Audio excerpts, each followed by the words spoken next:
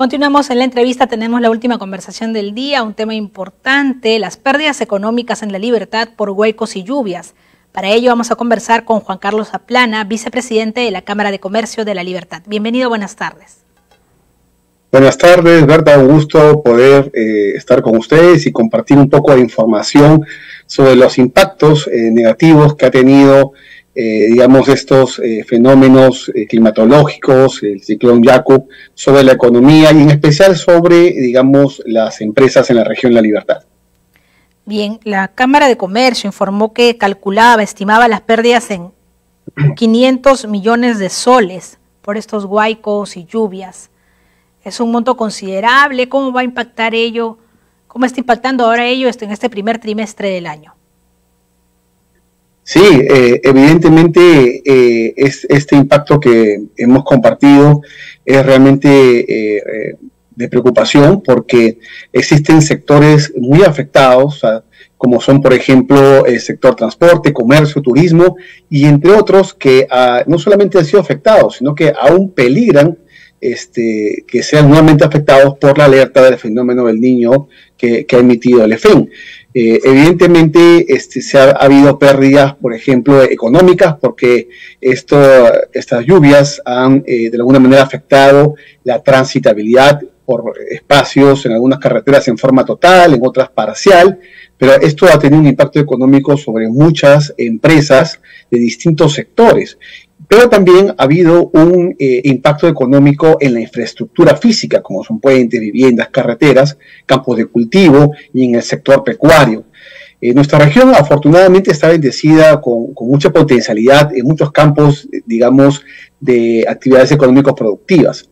Pero estas pérdidas se estiman, de acuerdo a nuestro aliado técnico, que es el Instituto de Economía y Empresa, en alrededor o un poco más de 53 millones de soles diarios, ¿no? Que esto representa casi la mitad del PBI que se genera por día en la región de La Libertad. O sea, el impacto realmente es fuerte.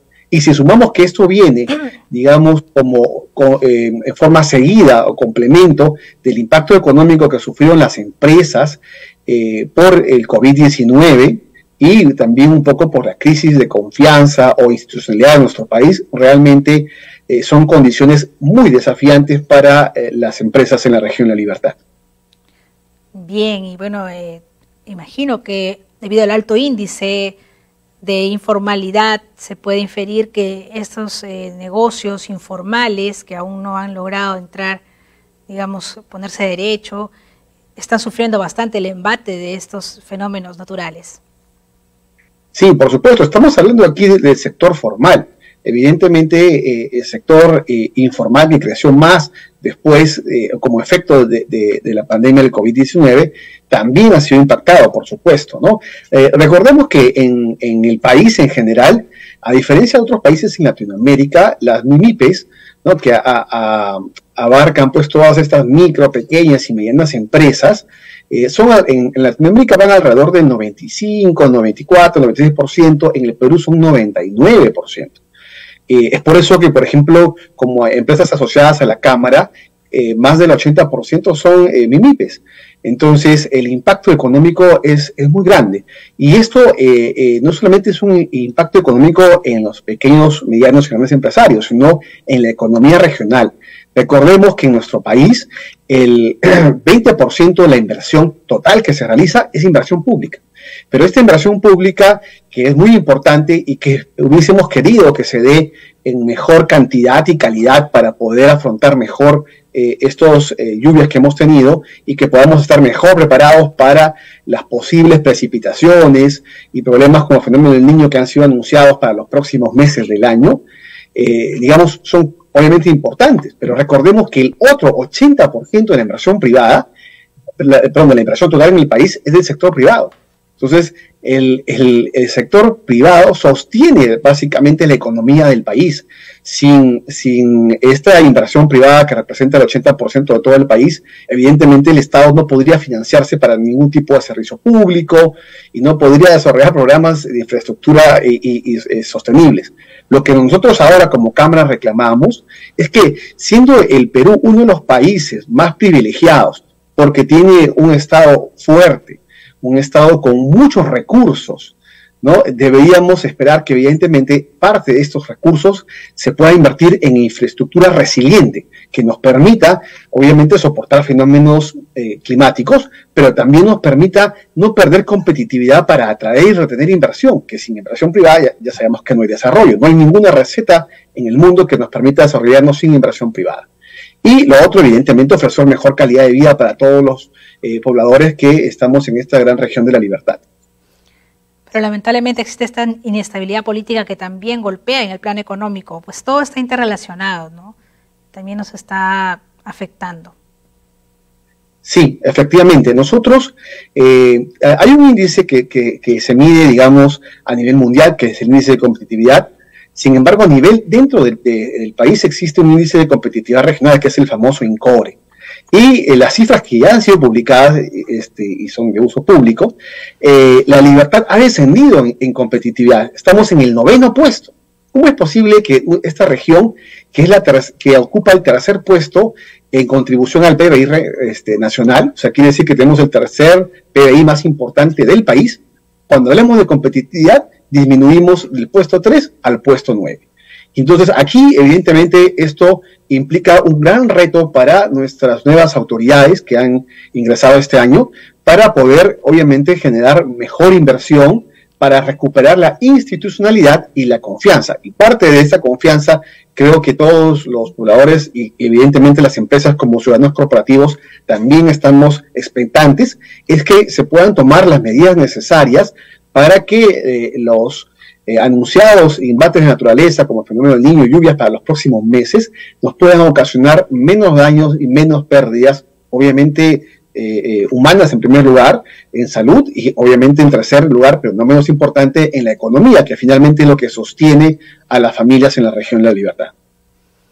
Haría falta entonces también ejercer esta presión del sector privado, de las instituciones empresariales privadas para poder exigir ese trabajo adecuado al gobierno, ¿no? Este manejo de los recursos de manera adecuada en temas preventivos y, como usted mencionaba, infraestructura resiliente que resista todos estos embates de la naturaleza y que aproveche más bien todos los recursos que tenemos, estas lluvias que en otros países tienen sequía, no las tienen, y puedan utilizarlas, más bien reencauzarlas para el desarrollo agrícola u otros fines, ¿no? Tal vez todo con la debida tecnología se puede lograr.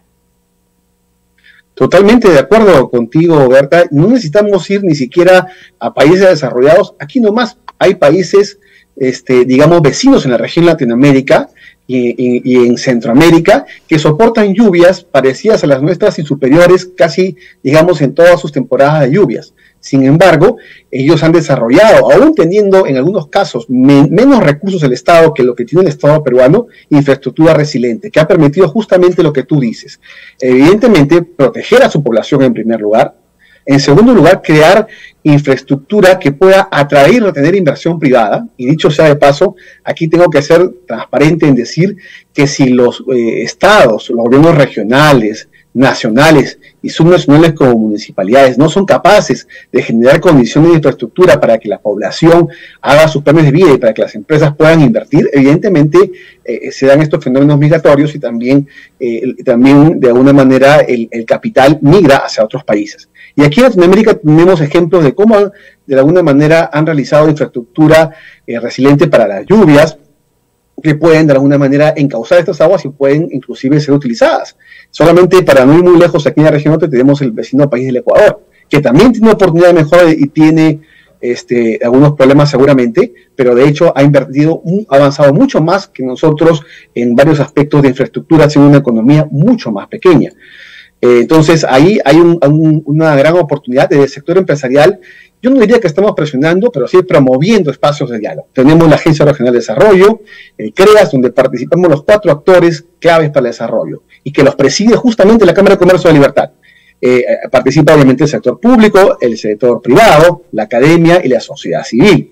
Y ahora justamente hemos estado más temprano teniendo una invitación de el nuevo secretario general del AMPE para la Libertad, que es una municipalidad citada acá en Víctor Larco, y que gentilmente nos ha invitado y, digamos, es una de las nuevas autoridades que ha identificado que evidentemente generar desarrollo y tratar de cambiar digamos, la situación de su jurisdicción sin el concurso de los actores de la sociedad entre los cuales está la empresa no es sostenible, y nos ha convocado y estamos empezando a tener puentes de diálogo que esperamos puedan concretarse en acciones, digamos, en beneficio de la sociedad. Y también yo tengo la confianza de que seguramente vienen más autoridades que también van a buscar estos espacios de diálogo y entendimiento, porque si los cuatro actores actuamos, digamos, en forma separada, sin conocer las necesidades, los requerimientos, las fortalezas, las oportunidades del otro, pues las oportunidades que tenemos de desarrollarnos son mínimas. Y aquí en Latinoamérica hay ejemplos de cómo cuando hay esa articulación, ese entendimiento, esa buena voluntad, pueden hacerse cambios drásticos, ¿no? Sin ir muy lejos, aquí nomás en Colombia veamos Medellín, cómo cambiaron la historia de una ciudad, una región sumamente insegura, con pobreza, atraso, sicariato, guerrillas, y lo volvieron una de las regiones más prósperas e innovadoras del mundo. Así es, grandes ejemplos que tenemos cerca y que podrían servirnos de gran referente y también para mostrarles el camino a seguir a nuestras autoridades. Muchas gracias al señor Juan Carlos Zaplana, vicepresidente de la Cámara de Comercio de la Libertad, por aceptar hoy día participar en la entrevista. Gracias por la oportunidad de la entrevista. De este modo llegamos al final de la